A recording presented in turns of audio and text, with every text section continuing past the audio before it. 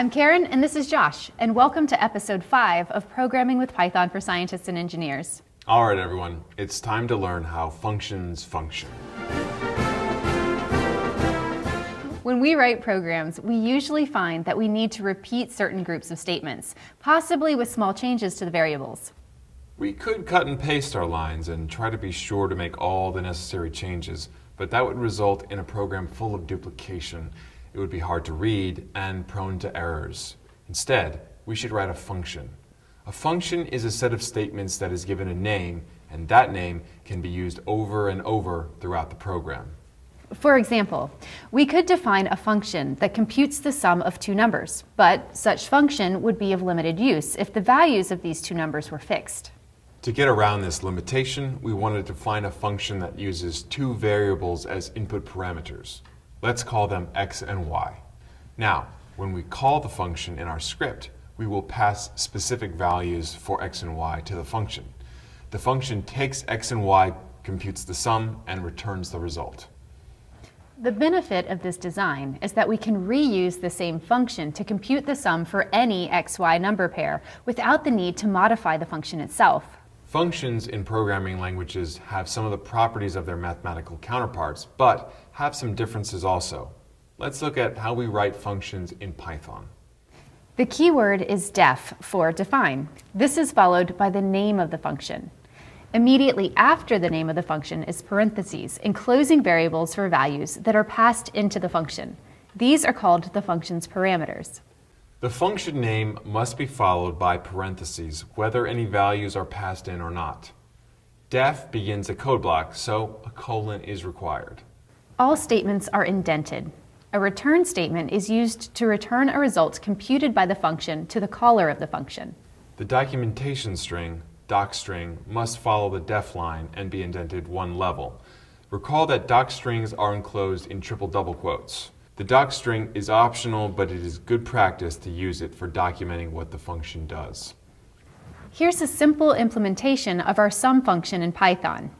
The first line declares the function. Its name is sum of 2. It requires 2 arguments represented by the variables x and y. The code block for the function includes any computations or work that the function performs. Most functions end with a return statement that returns to its caller any result. In this case, the sum of the 2 arguments. Functions don't do anything until we invoke or call them. They are static pieces of code held in memory until they are called. To invoke a function, we use the function name, followed by parentheses enclosing any values that must be passed into the function. For example, to test out the above code, open a new file in Spider and save it as functions.py. Then type in the following code. Now run it. Observe that the definition of the function appears in the code before any other code. This is because the interpreter goes through the script line by line from top to bottom and has to have seen the function definition before it can invoke it. It's very important for good programming practice to use functions within our codes. Functions enable us to isolate chunks of code into small packages. Functions break down the program into a series of well-defined tasks. This makes code easier to read, maintain, and debug. Finally, functions reduce cut and paste errors. If your code does something more than once, write a function. In the previous example, we used the same variable names, x and y, when we called the function. We don't have to do that. We can use any variable name in the function call. Those values will get mapped to the symbols x and y within the function. For example, at the end of the file functions.py, type the following. Now, run your code. In this example, the value stored in w was sent to the x variable in the function, and the value stored in v was sent to the y variable. Because of this mapping, the variables in the parameter list of the function are often called dummies. The real arguments are the variables we use when we call the function. What comes back from the function is called its return value. Our sum of 2 function returns the sum of its 2 arguments. When an interpreter sees a function call, it goes to where the instructions for the function is saved in memory and performs any statements within the function definition. It treats the call to the function as the placeholder for the return value. As soon as it has the return value, it is able to complete any statement that called the function. In our example, we have to save the return value into the variable s or it disappears. You can return either a variable or an expression, but it has to be in the return statement in order to be available to the calling program. And once the return statement is reached, the control returns to the caller. That's why it's called a return. No more statements in the function will be executed. Even though we can return only one variable, it can be of any Python type. So we can return lists or strings or other types we haven't studied yet. That gives us the ability to return more than one simple variable from a function. All Python functions must return something. If you don't put a return statement in yourself, it will return the special value, none. We just said that we can only return one variable of any type. One of the most common types to return is a tuple.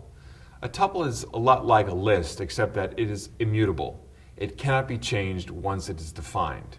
We use round parentheses to identify tuples. For example, just like a list, the elements of a tuple can be different types. We can index and slice a tuple just like we'd slice a list. For example, we can unpack a tuple into multiple variable names. We don't even always have to use parentheses. If the context is clear, a comma-separated sequence is interpreted as a tuple, such as the following. Tuples have a lot of uses, but you should be able to see why one of the most common is to return multiple values from a function. As a simple example, look at the following code snippet.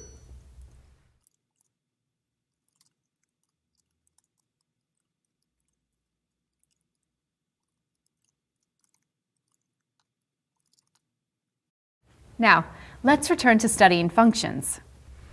Type the function makeList into the file functions.py.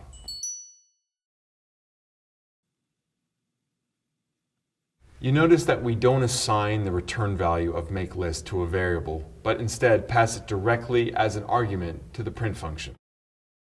Next, let's experiment with makeList. In the IPython console, type each of the following lines and observe the results. You may wonder what else you can do with the newList variable that we defined in the makeList function. Can we use it outside the function?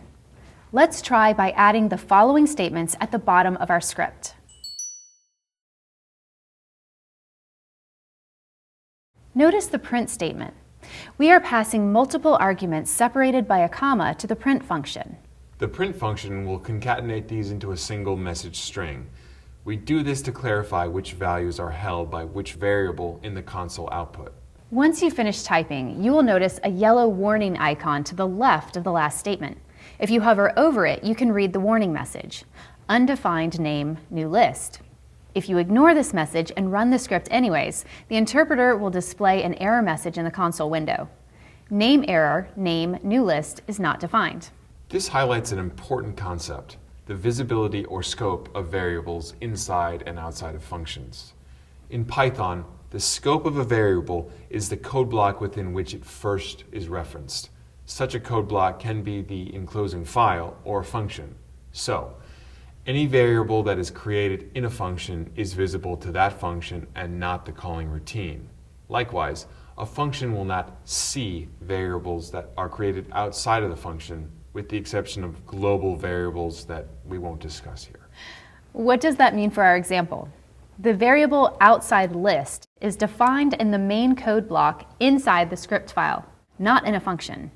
It is visible and can be used anywhere in the program, including inside the makeList function, although that's not the best practice. In contrast, the newList variable is defined inside the makeList function, and therefore its visibility or scope is restricted to this function. We don't have access to this variable outside this function. Now, what happens if we define another newList variable outside the makeList function? Insert the following statement above the call to makeList. Now, we have two newList variables defined, one inside the makeList function and one defined in the code block that calls makeList. Note that the warning icon next to the print newList statement has disappeared. Do you expect the outside list and newList to hold the same values?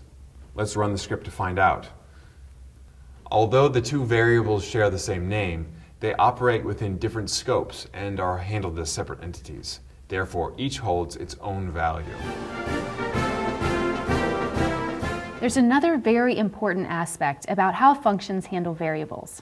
It has to do with how functions use parameter variables. If you pass a variable that is of a mutable type and you change that variable in the function, it can change outside. Sometimes it's called a side effect. Let's see how that works. In functions.py, type the following. What is printed in the last line and why? Using the Variable Explorer pane, examine the L variable. What is L now? The value is a side effect of the function. You can see even though L outside and L defined in the function have different names, they access and manipulate the same underlying data object. In this episode, we have looked at how to write functions and call them within programs. As you begin to write larger and more complicated programs, you'll find that breaking the program down into smaller tasks and writing functions for those tasks will make it easier to write and understand your code. Where should your functions go in your program files? The only thing the Python interpreter requires is that the function is defined above the first statement that invokes it. For good style, though, you should group your functions together at the top of your program. Thanks for joining us on this episode of Programming with Python for Scientists and Engineers. Don't forget to do the assignments to help you better understand functions. Next time, we'll learn how modules work. See you then.